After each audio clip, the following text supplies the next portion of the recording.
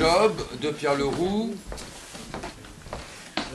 une pièce en 5 actes dont on va juste présenter le prologue et deux extraits pour que vous compreniez la situation. C'est donc la traduction de l'hébreu du livre d'Isaïe contre le racisme de Renan dans l'histoire de Job socialiste. J'ai oublié de dire.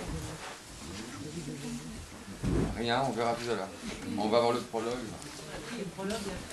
Voilà, j'interviendrai juste après le prologue. Donc, prologue, chapitre 1, l'insomnie.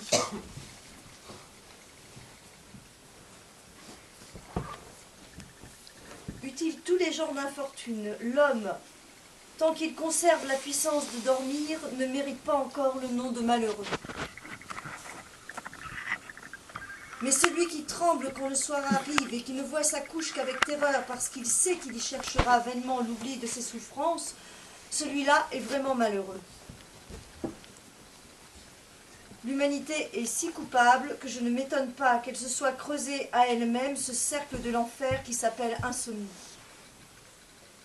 Mais à moins que ce ne soit pour le salut des autres, pourquoi tant d'hommes relativement innocents sont-ils forcés de subir ce supplice ? Où vas-tu, pauvre infortuné qui a prêché la sainte égalité aux hommes? Tu cours dans les forêts et sur les monts, herborisant pour trouver le sommeil. Tu t'appelles Rousseau et tu ne peux dormir. J'entends tes ennemis. Ils accusent ton trouble de révéler ta faute, eux 1000 fois plus coupables que toi. Mais Newton n'avait commis aucun crime en étudiant la lumière et en cherchant ses lois. Pourquoi, comme toi, ne pouvait-il dormir? Pourquoi, 7 ans entiers, répétait-il tristement en se frappant le front « I am bright ». Pourquoi se donnait-il en écrivant à ses amis le nom d'infortuné? Et avant Newton, pourquoi Pascal, privé lui aussi de sommeil et se croyant lui aussi assiégé par la folie? La forte raison de Luther repousse l'idée que le démon existe et la vision du démon empêche Luther de dormir. Qui donc échappera?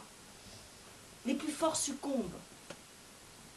J'ai vu la maison de santé où Saint-Simon, à son tour, se plaignait de ne pouvoir dormir. Heureux les saints des époques de croyance qui, privés de sommeil, ont l'extase. Mais être à la fois hors de la veille, du sommeil et de l'extase, être mort et pourtant vivant, c'est un mal qui n'a de supérieur que ce mal lui-même avec une mauvaise conscience. Ô conscience du bien, ne m'abandonne pas, jusqu'à ce qu'au lieu du sommeil qui sépare nos jours, je trouve le sommeil qui sépare nos existences.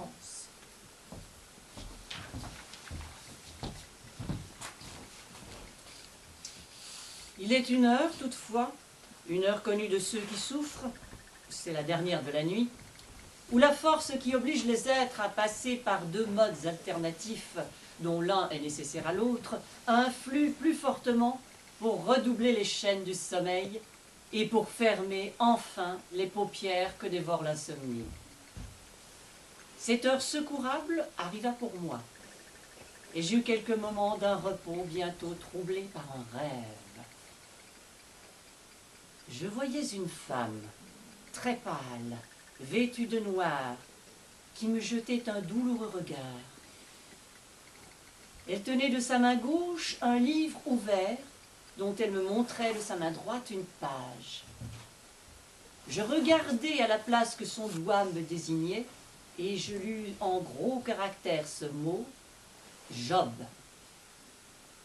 J'allais l'interroger, mais le songe se dissipa, et au même instant je m'éveillai. Je demeurai frappé d'étonnement, méditant ce rêve et me l'appliquant. Et il me vint à l'esprit que cette femme était la morte, qui avait contribué à acheter une Bible pour moi, et que le volume qu'elle m'avait montré était cette même Bible ouverte au livre de Job. En même temps, comme si ce fût elle qui me parlait, je ne pus m'empêcher de me dire Ô toi pour qui la religion est plus que toute chose, et qui crois aux religions positives comme à des pas successifs d'une seule et vraie religion, dis, de toutes les traditions d'une inspiration divine au sein de l'humanité, quelle est la plus auguste? Je ne pus également m'empêcher de me répondre que c'était la tradition du judaïsme et du christianisme. Comment se fait-il donc, continuai-je ou continua-t-elle parlant en moi-même, que tu t'éloignes parfois de cette tradition au point de mettre en parallèle la philosophie du portique avec celle de la Bible? Ne rougis-tu pas du chagrin excessif que tu as montré hier pour la perte de ton stobé? Quelles paroles à cette occasion te sont échappées, dures et méprisantes pour le présent que nous t'avons fait? As-tu bien pu mettre dans la même balance l'ouvrage d'un philosophe païen et un livre inspiré de Dieu, l'hymne de Cléante et la Bible? Il se passa alors un assez long intervalle, à la suite duquel j'entendis retentir fortement à mon oreille les Job. Et pour le coup, ces paroles si distinctes venaient-elles de moi? Après un nouveau silence, la voix basse intérieure continua ainsi. Quel philosophe ou quel poète a jamais bu à une source plus profonde? Qui a peint avec de plus vives couleurs la condition de l'homme? Qui a mieux vu le mal qui règne sur la terre? N'est-il pas à croire que personne aussi n'a mieux vu le remède? Bien qu'éveillé, j'avais tenu jusque-là mes yeux fermés. Je les ouvris à dessein pour mettre fin à ce colloque. Le jour était venu, le soleil se levait tristement au milieu du brouillard. Le sommeil m'avait fui et j'étais sûr qu'il ne reviendrait pas. Je m'habillai à la hâte, curieux d'aller revoir mes livres. J'avais un pressentiment. Que devins-je quand, regardant sur mon bureau, je vis que la Bible était ouverte précisément au livre de Job? Je restai confondu.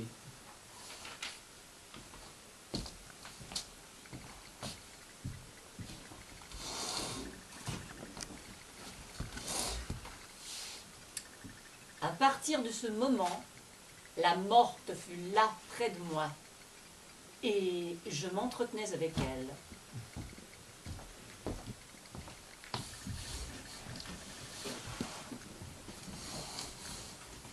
Eh bien, lui dis-je, puisque tu le veux, lisons. Voilà. Et là, c'est la fin du prologue et commence le livre de théâtre. Vous avez la situation où Pierre Leroux discute avec une morte et ils vont lire le livre de Job. Ils vont lire des extraits, ils se lisent pour eux-mêmes des extraits, et puis Pierre Leroux va ensuite parler avec la morte pour commenter ces extraits. Ça, c'est le schéma de la pièce, pendant 5 actes, avec toute une évolution du personnage de Job. Et là, on va lire 2 extraits, un de l'acte 1 et un de l'acte 2, sur ce précis. Et pour comprendre le premier extrait, Job répond à ses détracteurs.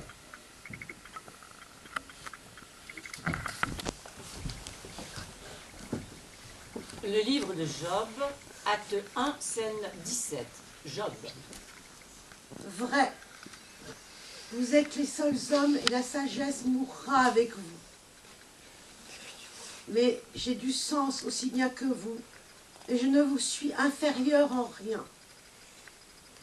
Qui ignore les belles choses que vous me contez? Voilà qui est admirable. L'ami de celui qui invoque Dieu sourit ironiquement et lui répond. Injuste parfait, mais c'est une dérision. La conscience, une lanterne méprisée des riches, est bonne pour ceux qui vont à pied. Un homme vole et va se coucher fort tranquille dans sa maison. On en voit qui se livrent sans remords à des sacrilèges au moment même où ils portent à la main leur idole. Ce n'est donc pas la conscience qu'il faut interroger, mais interrogez les troupeaux, je vous prie, et ils vous enseigneront. Adressez-vous aux oiseaux de l'air et ils vous répondront. Ou bien, instituez un colloque avec la terre et elle vous instruira. Les poissons de la mer, eux aussi, ont des leçons à vous faire.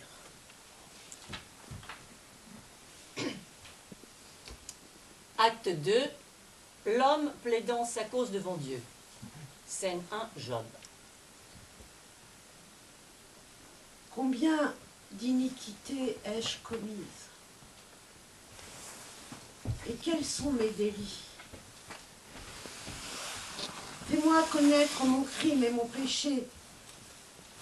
Pourquoi caches-tu ta face et me tiens-tu pour ton ennemi?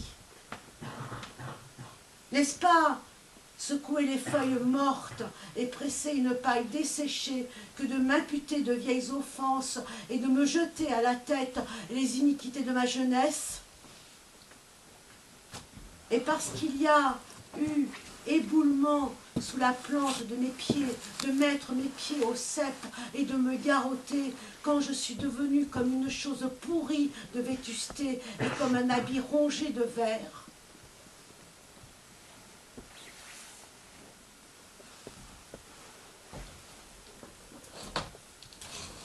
Scène 2, moi. Les iniquités de ma jeunesse. Voilà donc l'accusation telle que Job la comprend. Il ne croit pas que Dieu puisse imputer à crime à l'humanité autre chose que de vieilles offenses. A-t-il raison? C'est ce que je me demande. La mort. Job s'est assis. Il regarde d'un air calme ses contradicteurs. Moi. Sois sûr que ce n'est pas à eux qu'il pense. Il attend que Dieu lui déclare s'il a bien ou mal compris l'accusation qui pèse sur l'humanité. Oh, cher ami, que je voudrais que tous tes théologiens protestants, y compris leur père, saint Paul et saint Augustin, fussent ici. Jamais la question du péché, tant ressassée par eux, n'a été abordée plus carrément. Voilà un exorde comme on n'en voit guère. Évincer du premier mot l'accusation, ou du moins l'atténuer à ce point, quel coup de maître!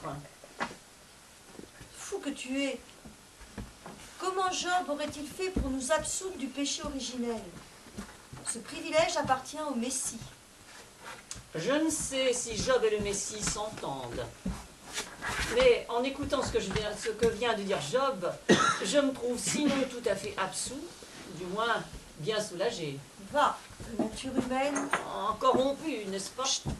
Oh, je t'en prie, laisse cette idée aux sombres africains qui, quand l'Empire romain périt sous les Vandales, crut le genre humain perdu, aux persécuteurs de Pélage. Laisse-la à son maître, à ce juif élevé aux pieds de Gamaliel, et plus juif que chrétien, même quand il fut chrétien.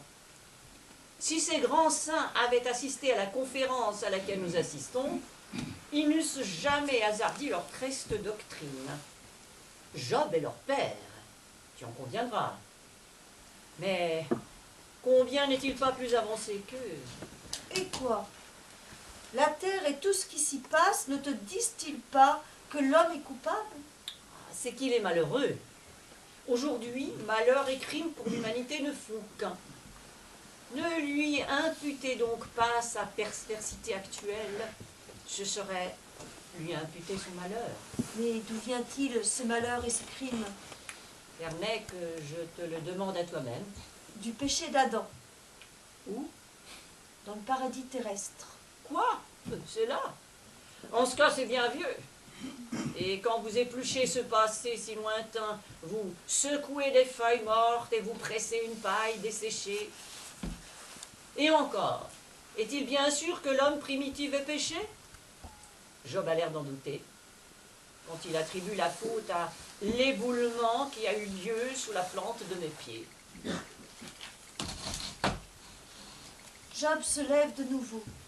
Que va-t-il dire?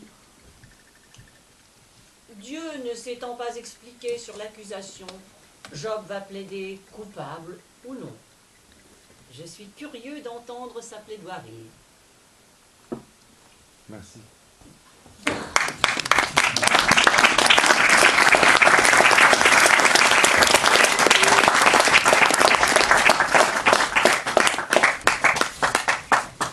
Ben voilà, merci d'avoir entendu ces extraits et on peut discuter maintenant avec les comédiens, avec Bruno. J'aimerais que les gens puissent vous applaudir, vous qui connaissent le nom. Bruno.